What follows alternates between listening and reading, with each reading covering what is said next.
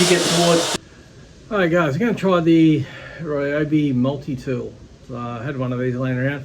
I actually had a rounded piece, but I can't find it. It could be anywhere in this bloody shed. So I got my safety glasses. Just glasses. And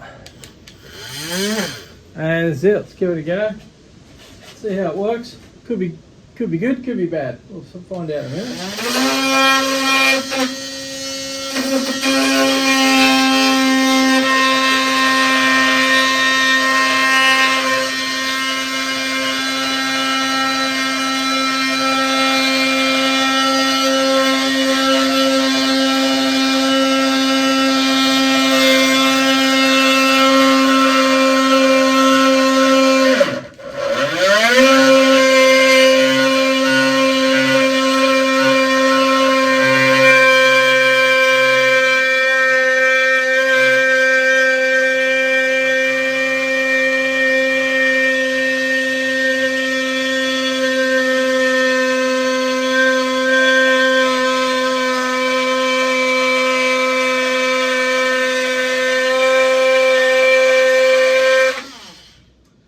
There we go. So that's one side cut. We may make a second cut. All we want to do is really get under and lift that. You can make a cut down the bottom and put the air compressor nozzle in and give it a squirt and pop it. There's a few ways you can do it. You could probably use jigsaw Dremel with the little cutting blade is quite good. I just don't have the little. I've got a Dremel, I just don't have the cutting blade, so it makes it awkward. So multi-tool it is. Basically all you want to do is remove this glass because then we're going to sand it. Now the beauty of this board is it's got a really nice concave in it, so I'm actually looking, do I use this as the deck of the Boogie board, and then it's kind of it's not really a flat deck, it's got a little bit of a flattish deck, and then it comes up at the rail. So I may actually just use that as the bottom because it's actually going to have a really nice rail to pivot. So we'll have a look at that. But at this stage, we'll just keep working getting this glass off. Rightio. So just going to start lifting the glass.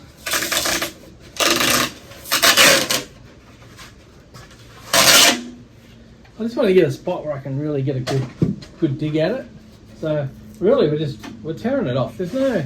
With the cut along the rail with the multi-tool, the rail's going to come in about 1/2 inch to 1 inch. So if we make a cut into the foam, it doesn't matter because that's going to be cut off. It's going to be part of the when we put the template on, we're going to cut. We've only cut in about 1 mil, so it's not drastic.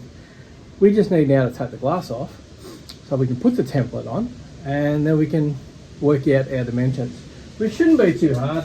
Ripping glass, yeah, look, it's not too bad. Just rip it. Not going to hurt it. You don't want to take chunks of foam with it. That'd be sort of counterproductive, but it's going to get sanded anyway. See how it starts to come off really easy? Look at that.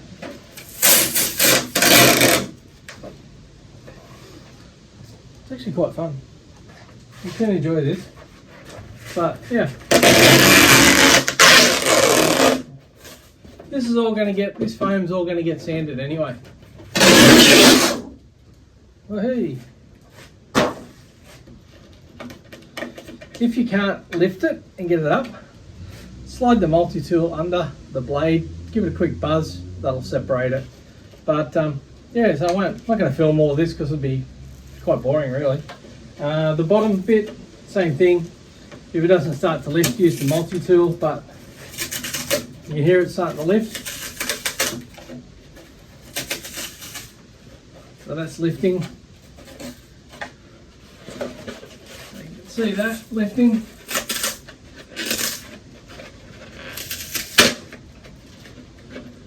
The other one and all lift. The thing about it is it wants to tear at the lap. So the lap's where one piece of glass goes on, cloth, the other one laps over it. It wants to rip there because there's a nice line there. So It's not a drama, just work with it. Yeah, I'll touch base with you when I've finished it.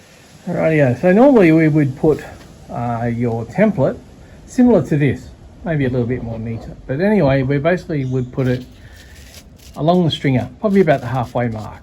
But the problem is, we're going to be hanging over the rail. So what we need to do is bring this across. Now, I'll just show you.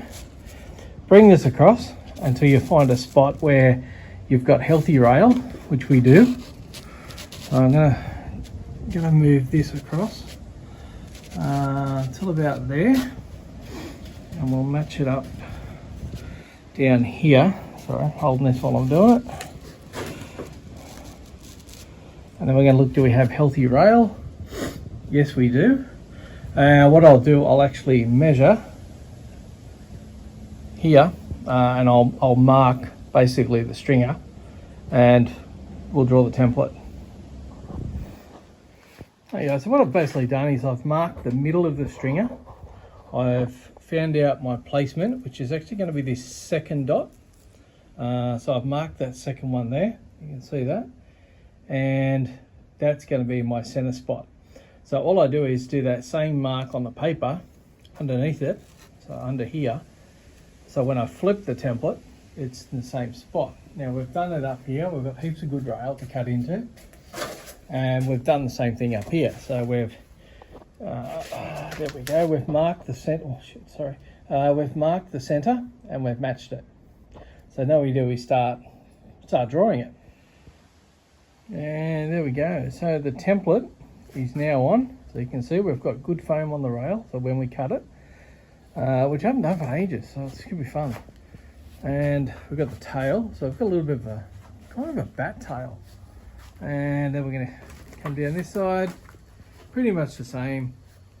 Because we flipped the template, we marked the 20 centimeter mark on both sides of the template, and then we're done. So we can actually cut this now. We'll have the basic shape of the boogie board.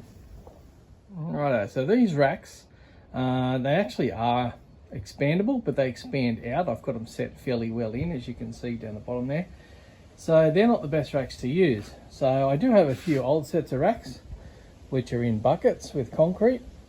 So with these racks, this is a better rack to do the board on because you can move them. They're movable racks.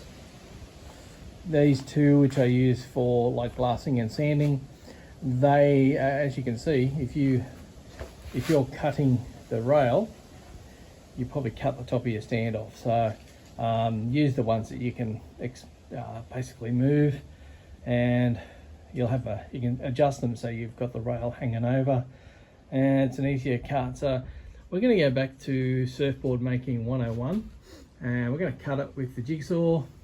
Try to cut straight. Don't cut on the line. Don't cut on the line.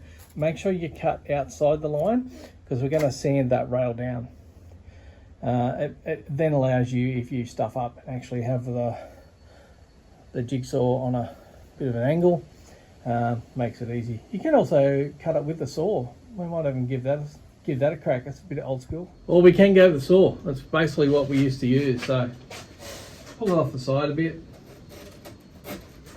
I like to cut underneath like this.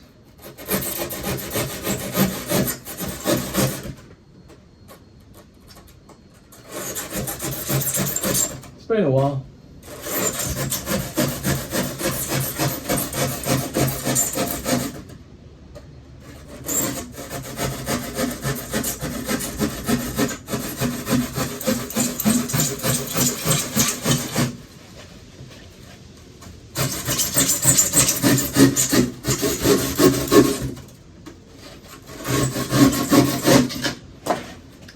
Sometimes it's easier just to cut the section off instead of sawing around the corners. So you just start back up where you went off line.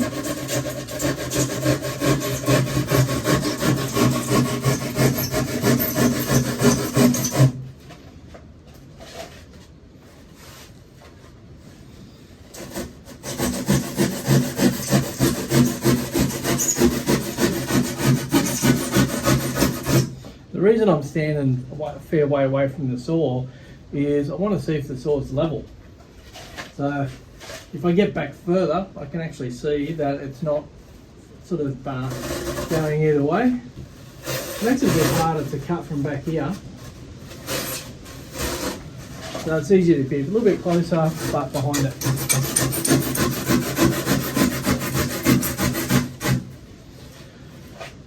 That's all we're going to do. We're just going to cut the rails off, and we'll use the Surfone.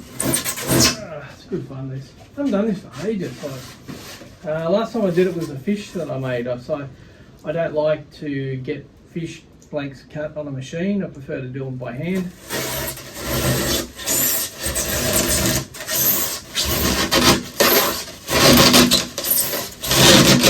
There's a little bit of glass on the outside.